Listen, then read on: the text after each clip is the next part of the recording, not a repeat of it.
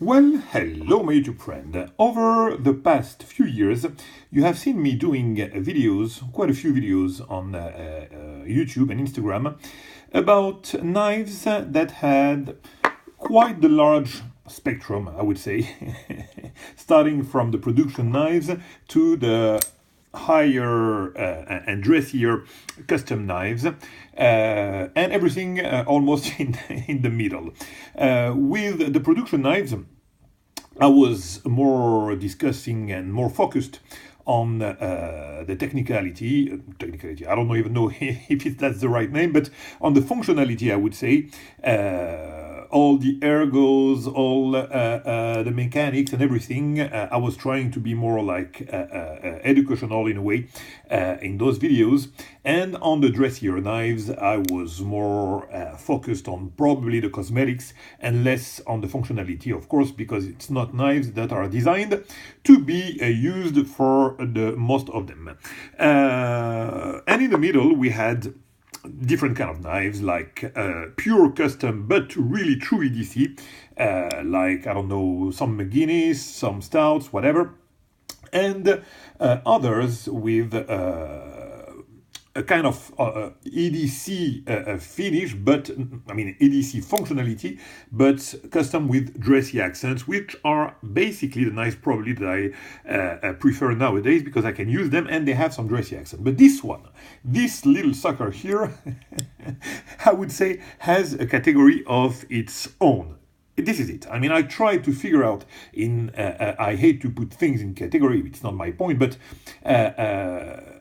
before doing that video, I was going to say another knife from DERYK MUNROE that I'm going to present, but what makes it so special, because when I got it in hands, I was blown away, and I knew I had to get that knife in hand. And you know, there are sometimes things that you can really explain, but when you try to look a little bit deeper, you understand them more, and I think that I did.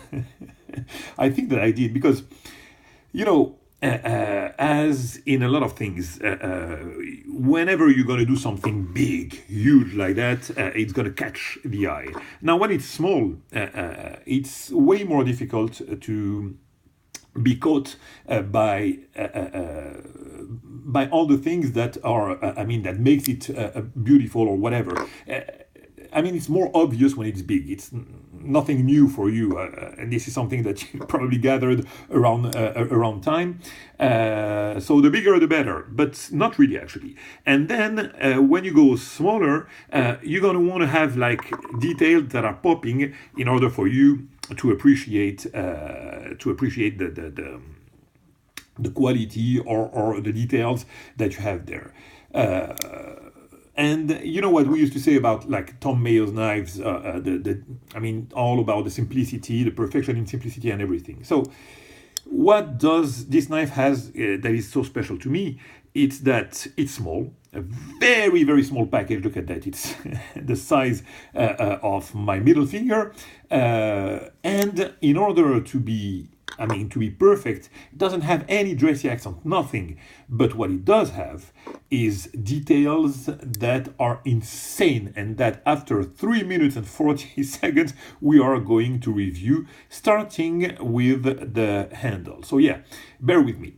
This handle, as you see it, may appear simple, but man, look at those different cuts that you have here. Check that. And count on any other of your knives that have some nice contouring.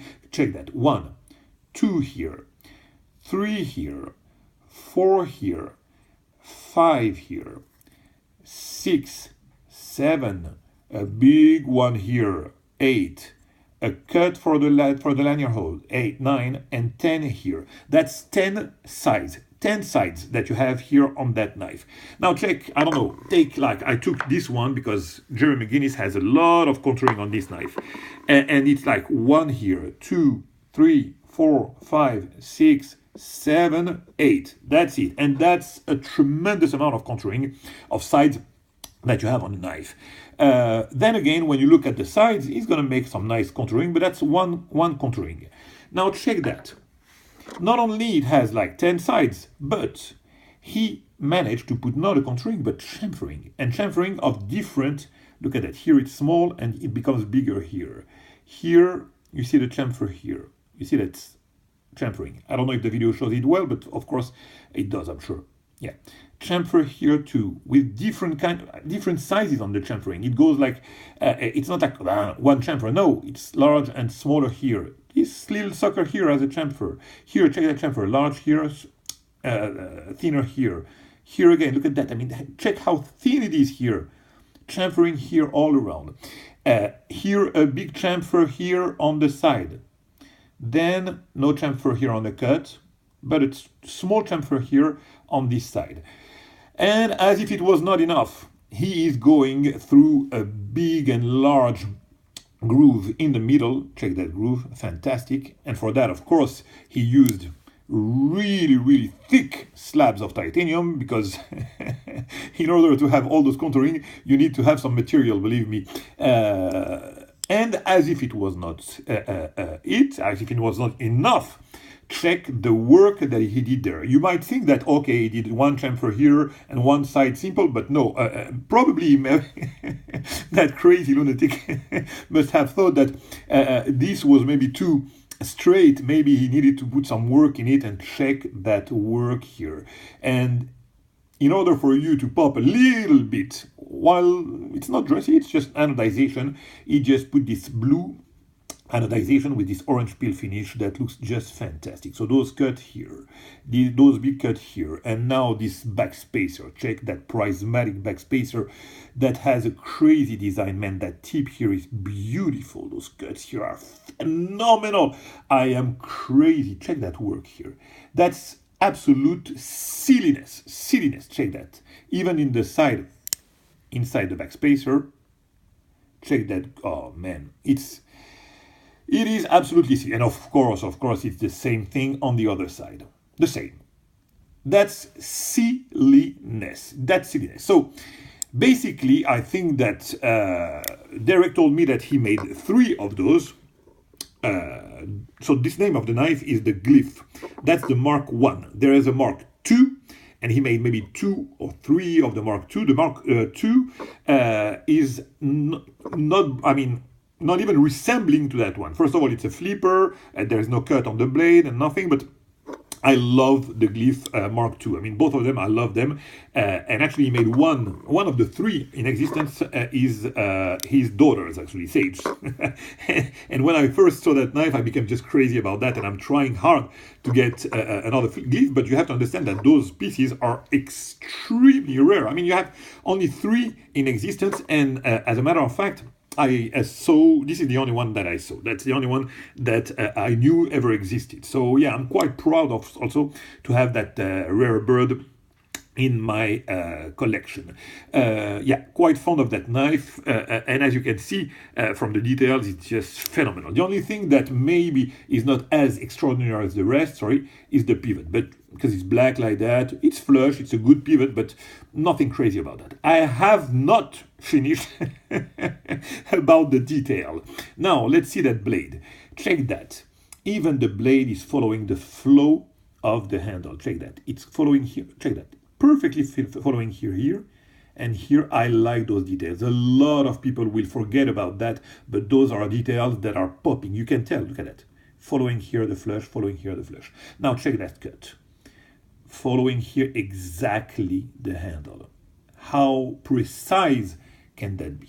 And all the line is just perfect. The blade there is not popping here. Here it's like almost. Of course, there's a one here, but you can tell that there's a flow here that is perfect. Now, check this blade. Okay, let's not gonna argue about the fact that it's just a simple stonewash. I'm not gonna argue about that, and as a matter of fact, I don't care. But let me tell you that this stonewash is really reflective, something that is quite unusual to see. Maybe I've seen like Bob Terzola finish of this, like kind of in between the satin and the stonewash. Light stonewash, very reflective. Jerry McGinnis does that also. I really like that finish because it's a user, and as a matter of fact, it is a perfect match with the handle. Look at that. It's almost the same color. So the whole package is perfect. I love hand rubbed, okay? But don't get me wrong, it's my favorite finish. But here, it would be totally off. 100 here would be like totally off. So that's great. And man, this design is fantastic. So yeah, of course I would love to have a Glyph 2 too. But honestly, the design of this, it's way more versatile to play with this groove. I really like that. You can open with middle finger, all the fingers. It's really versatile. Now, the mechanics, as you can expect from DERYK, are fantastic. It's perfectly centered. I love this spine, man. Beautiful. It has some jimping also for the traction.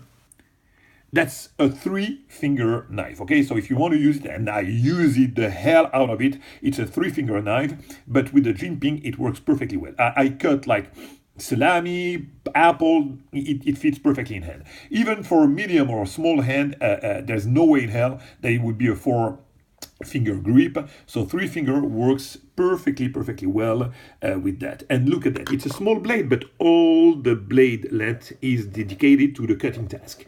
All the blade length, and it's straight, no silliness, nothing. Boom, can cut. You can thrust also. Very nice tip. Look at that. But it's not a self-defense blade by no means, and hopefully those knives will never be used for self-defense. Now, I haven't talked about the clip.